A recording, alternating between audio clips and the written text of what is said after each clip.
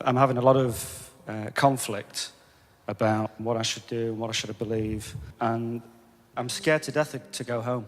I don't want to be in the situation to have to go home and say to my daughter, Daddy's not going to be living here anymore. Me and my wife had a big fight, which we still haven't resolved. I spoke to my daughter when my daughter's 5.5 years old. She said, "Oh, miss you, Daddy." I said, "Oh, miss you too, darling, really love you."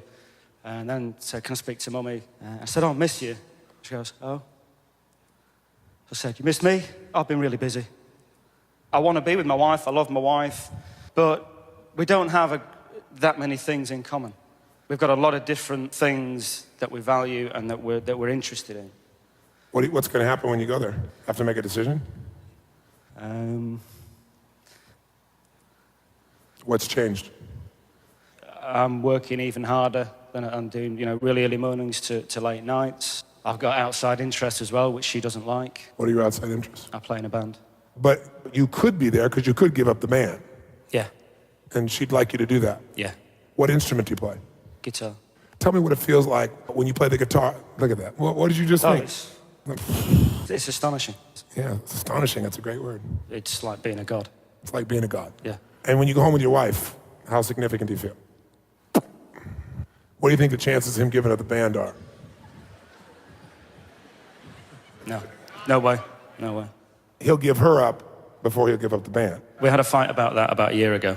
It was a case of you will do something about this or else, and we came to a compromise. And what was that compromise? That I would only play, 3 times a month, something like that. I see. She's saying, here's something that makes him feel like a god, and the maximum you can be godlike is 3 times a month. And here's what I want from you. By the way, I love you. But she wouldn't see it that way, I'm sure, because what she's saying is you're not here with your family, you're not here with me, you're not here with your kids, you're not here with whatever. She has a different perspective, fairly. But I want you to see his window on the world first. Do you love your wife? Yes. Why'd you pause? I'm questioning it. Yeah. The reason he's questioning it is because he's not fulfilled there. So if I'm not fulfilled, how could I love her? And if she doesn't want me to be completely fulfilled, how can I love her? And even if I love her, I don't want to believe I love her because then I'm trapped. How far off am I? Bang on. Well, if I asked your wife, what's her name? Andrea. If I asked Andrea, score Neil for me, how significant does he make you feel? Let's do that. I want to switch hats. You're in her body right now. Mm-hmm. And I'm asking you, Andrea, tell me about Neil over there. How significant does he make you feel, 0 to 10? When he leaves, never comes home, makes the band more important than you are. He knows how you hate that rock music and he wants to go play it anyway. Maybe a 3. 3. Does he love you? Yes. He does. How loved do you feel, though, these days, 0 to 10 by him? 3. 3. And how certain are you that he's going to stay and love you? 8 or 9. 8 or 9. How certain do you feel, though, in moments about that? I think an 8. You're thinking as yourself right now. How many ladies agree with me? Raise your hand. This is where you're deluded. How much variety does he bring home to you? Surprise, desires, playfulness you don't expect to serve you, to light you up. 0 to 10. 5. 5. How much are you guys growing together? None. 0? 0. How much do you feel like he's trying to contribute to you? From your perspective, Andrea. Probably 0. So here's a man who wants to contribute nothing to you. On a 0 to 10 thinks you're a 3 in importance. On a 0 to 10 thinks you're a 3 of love. Give you a 5 of variety, but he's sticking around at an 8. What would you want to do to him, Neil, if you were her? Change him or get rid of him. Well, you're thinking like a man with a get rid of him part. He is the father of your daughter. Are you really going to just get rid of him? No idea. Yes, you do. Is he the source of your security financially? Yes. Are you going to get rid of him? He's the father of your daughter, and he's the source of your survival. Are you going to get rid of him? No. No. What are you going to do when you feel insignificant and unloved and uncontributed to and not growing with? What are you going to do? Make him change. Make him change. You're right. How are you going to do that? What tools do you have in your arsenal? Make him stay at home more often. How are you going to make him stay at home? Give him an ultimatum. Give him an ultimatum. What's the ultimatum say? It says you spend more time at home and you don't go off playing with the band. Or I leave. And take your daughter. Yeah. Or, no, she'll probably say, or you leave.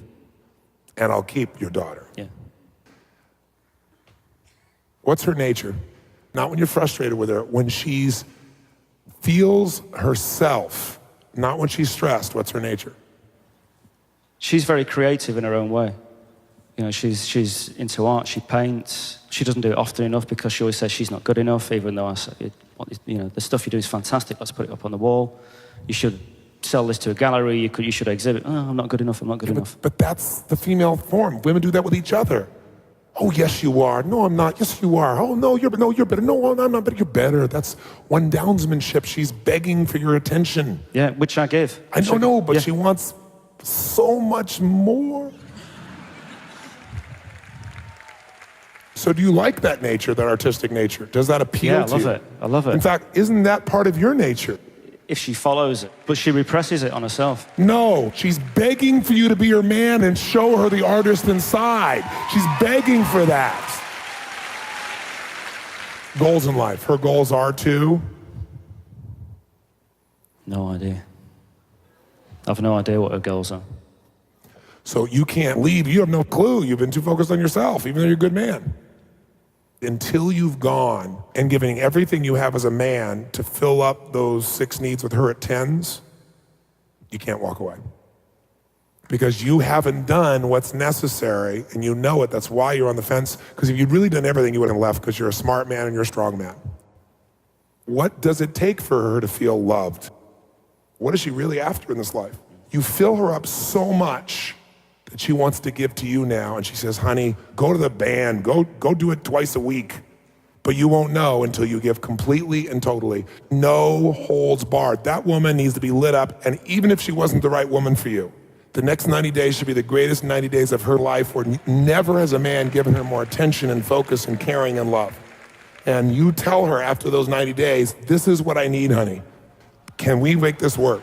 And you'll know the truth at that point. What do you think? Fantastic plan.